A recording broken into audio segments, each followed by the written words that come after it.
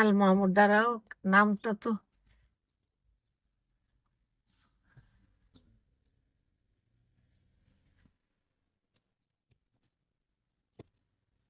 এই, ঠিক আছে, দাঁড়া, এটা জায়গা মতো বসে।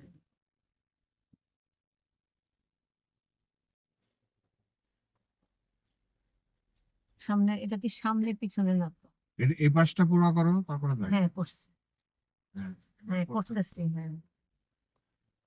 ওয়েলকাম টু মসজিদ Ar Rahman, main entrance on 99 avenue.